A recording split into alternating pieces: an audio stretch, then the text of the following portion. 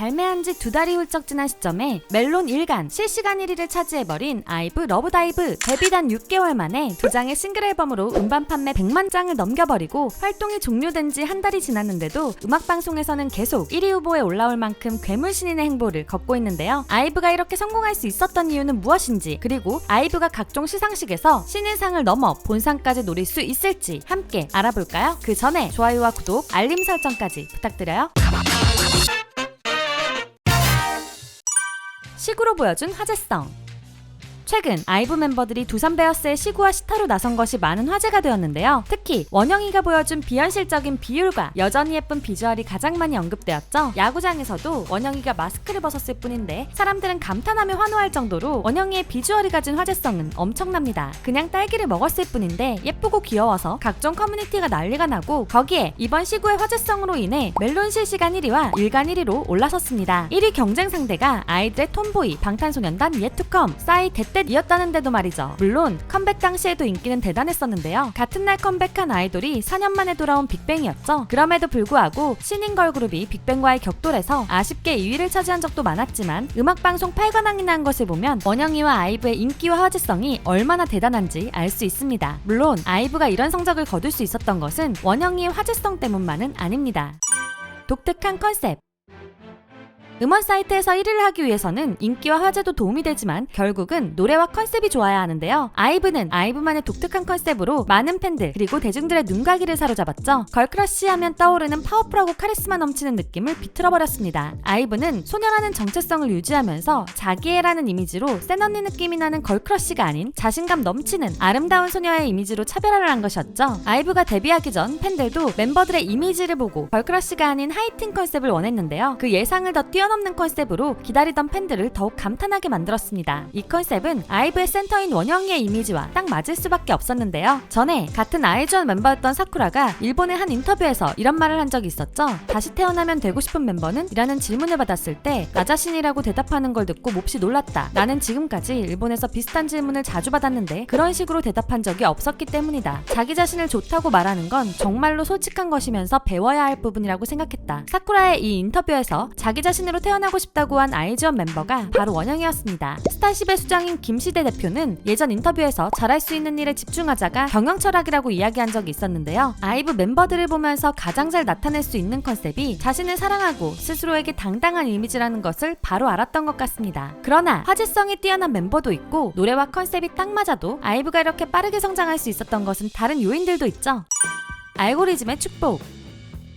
아이브의 데뷔 시기에 경쟁자들이 너무 많았습니다. 작년 말부터 4세대 신인 걸그룹의 데뷔러쉬가 엄청났기 때문인데요. 당시 화제였던 서바이벌 오디션, 걸스 플래닛으로 데뷔한 케플러부터 걸그룹명가 JYP의 신인 엠믹스, 같은 아이즈원의 멤버인 채원이와 사쿠라가 데뷔한다는 르세라핌의 소식 등 많은 사람들이 새로운 엄청난 걸그룹의 등장에 많은 기대를 하고 있었죠. 물론 아이브도 그 중에 하나였고요. 거기에 이미 자리를 잡고 많은 인기를 얻은 에스파, 스테이시 등 4세대 걸그룹 대전이 시작되는 시기에 데뷔를 해야 했기에 많은 사람들의 시선을 확 끌어올 무언가가 필요했습니다. 아이브의 데뷔는 분명 매력적이었고 멋진 무대였지만 분산되어 있던 K-POP 팬들을 바로 끌어오지는 못했었죠. 데뷔 당시 11 음원 순위가 높지 않았던 것은 사실이니까요. 그러나 이 순위를 확 끌어올리게 된 계기가 있었습니다. 유튜브 알고리즘의 축복이었는데요. 바로 이서의 초근접 카메라 영상이 순식간에 퍼지면서 아이브에 대한 많은 관심이 더 빠르게 시작될 수 있었습니다. 이 영상이 퍼진 뒤에 11 음원 순위가 급격하게 상승하기 시작했고 멜론에서 3위에 음악방송 13관왕이라는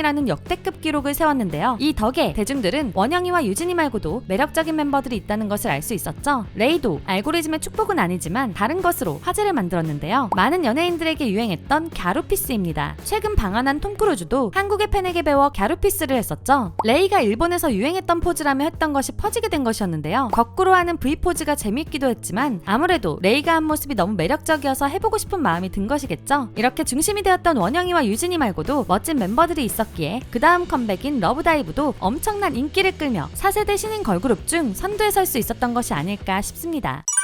신인상 아니고 본상?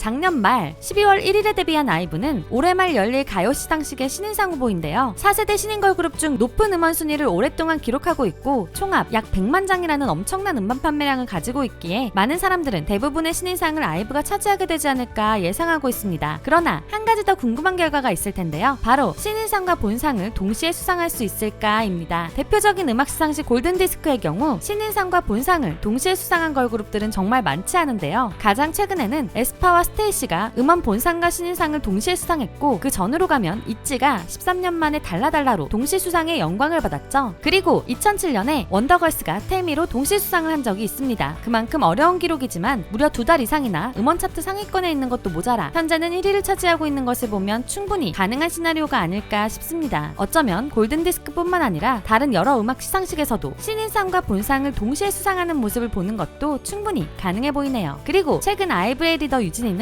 예능계의 스타 PD인 나영석 PD와 함께 뿅뿅 지구오락실에 출연할 예정인데요. 예고편과 제작 발표회에서부터 귀엽고 당돌한 막내가 되어 활약하는 모습을 보여주고 있죠. 오마이걸 미미가 도라이라고 인정할 정도인 걸 보면 잠시 아이돌의 본분을 잊고 촬영에 임한 것 같은데요. 스타 PD와 함께하는 예능이고 많은 화제성을 가진 유진뿐만 아니라 오마이걸 미미, 개그맨 이은지, 래퍼 영지까지 함께하니 연말 예능상도 기대해본다고 하면 너무 과한 욕심일까요? 오늘은 아이브가 엄청난 성공을 거둘 수 있었던 이유들에 대해 알아보았는데요. 재미있으셨나요? 그렇다면 좋아요와 구독, 알림 설정까지 부탁드리고요. 아이브에 대한 재미있는 정보들이 있다면 댓글로 공유해주세요. 또한 듣고 싶은 아이돌의 이야기가 있다면 댓글과 이메일로 신청해주세요. 그리고 두유람이 아이돌을 덕질하며 재미있었던 혹은 감동적이었던 사연을 받아 읽어드리기로 했었는데요. 바로 덕심이 빛나는 밤에 두 번째 사연은 미국의 K-팝 팬인 아론이 보내준 사연입니다. 안녕하세요 두유람님. 제가 덕질하다가 감동을 받았던 순간을 말씀드리자면 2020년에 코로나 때문에 봉쇄 조치가 내려졌을 때를 언급 안 할 수가 없는데요. 코로나 봉쇄 조치는 사람들과 거의 모든 접촉들을 한동안 없애버렸죠. 전 판매업에서 일하거든요. 당시 저의 일상은 사회가 무너지는 듯한 광경을 목격하는 거였어요. 하지만 모모랜드의 라이브 방송들과 생애 처음 본 온라인 콘서트 덕분에 다른 사람과 교감을 하는 듯한 느낌을 느낄 수 있었어요. 특히 혜빈, 주희, 그리고 다른 멤버들이 메리드를 사랑한다고 말하는 게 저에겐 모든 게 괜찮아질 거라는 기분이 들게 해줬죠. 미국의 2020년이라는 절망적인 시기의 말이에요. 그리고 오마이걸도 언급을 안 할 수가 없는데요. 최근 제가 백에너 육아종증이라는 큰 병으로 입원을 했을 때 리얼러브라는 앨범이 저에게 아주 깊고 개인적인 위로를 줬거든요. 백에너 육아종증과의 기나긴 싸움과 수개월간 다시 걷기 위해 받은 물리치료 이후에는 다시 정상으로 돌아갈 수 있을 것만 같은 기분을 리얼러브 앨범 덕분에 느낄 수 있었어요. 이 두 가지 경험들을 통해 저는 팬덤을 향한 아이돌의 사랑을 느낄 수 있었고 몇몇 힘들었던 시기에 그들의 음악에서 힐링 파워를 느꼈답니다. 진짜 모든 것과 단절되었던 2020년은 많은 사람들에게 우울함을 주었죠. 아이돌들도 팬들과 직접 만나지 못하면서 많이 힘들었다고 들었는데요. 온라인 콘서트도 함성이 느껴지지 않아 많은 어려움을 겪었다고 하죠. 하지만 이렇게 그 시기를 온라인 콘서트로 이겨낼 수 있었다는 이야기를 듣는다면 많은 아이돌들이 힘들었다고 생각할 시기도 의미가 있었다고 느낄 것 같네요. 앞으로도 이렇게 여러분이 아이돌들을 덕질하며 재밌었던 순간, 내 아이돌에게 감동받았던 순간 등 여러가지 사연을 하나씩 소개해드릴 예정인데요. 사연을 보내는 방법은 아래 상세 설명이나 고정 댓글을 확인해주세요. 지금까지 여러분들의 가장 가까운 K-팝 친구 두유람이었습니다. 안녕.